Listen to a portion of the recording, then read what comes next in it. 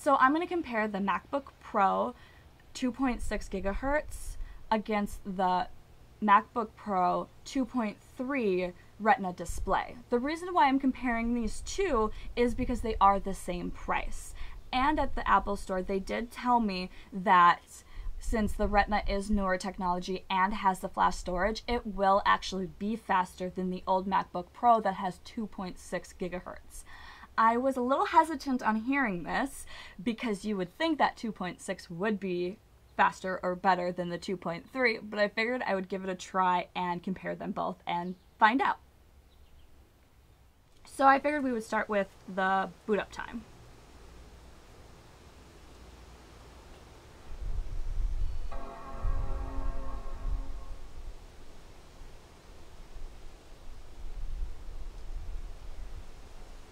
And the Retina just went to my login, and the 2.6 is still loading, and I'm already on my desktop.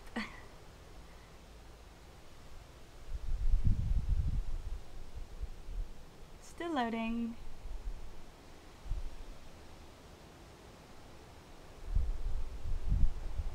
Okay. And now I am going to open up Adobe Premiere Pro CS5, and I have the same exact file on both of the computers.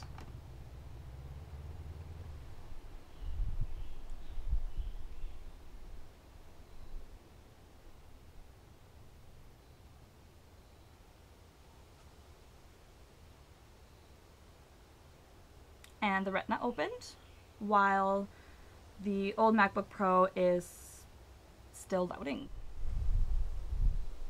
And still trying to find my clip. And now it finally went. I wanted to discuss the differences that I found between the two computers, besides just the speed, is with the new Retina display, the power button is where the eject button is on the old MacBook Pro, which is because the Retina display did get rid of the optical drive. And for them to get rid of that, it did make the computer much thinner. So it all kind of depends on if you use DVDs and CDs, and if you only use them every so often, you can get like a USB drive. Now the 2.6 comes with 750 gigabytes of hard drive space. However, the 2.3 Retina display only comes with 256 gigabytes. The 256 doesn't bother me because I do have plenty of external hard drives, which I like to have all my stuff on external hard drives and backed up. You can definitely tell the difference in weight. The Retina is not as thin as the Air, but it is very thin compared to the old MacBook. The thing that I noticed is that on the side is where all the ports are. On the left, they just kind of jam them all in because they put the optical drive on the right. However, with the Retina, the thing that I like here is they have them on both sides, just like when they used to have the 2007 MacBook Pro and they used to have the optical drive in the front. I'm going to put up the same picture on both of the computers. I was kind of blown away by how different the Retina display actually makes the pictures look. In my old MacBook Pro, I noticed that my dog was much whiter in the face and around his fur, and then in the Retina display there's actually definition and you can see more of the different colors in his fur. But another thing that I noticed is with the old MacBook Pro is that it is very glary, and on the Retina display I noticed that it has not such of a harsh glare. So another thing that you have to be careful with the Retina display is when deciding on how much RAM you want for it. It gives you 8 and you can go up to 16.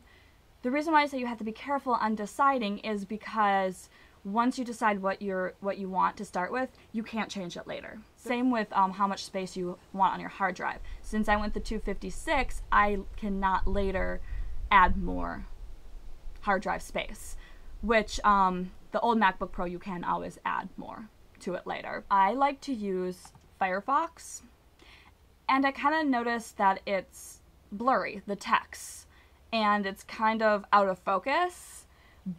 But if you go to Safari, all the text is in focus, crystal clear.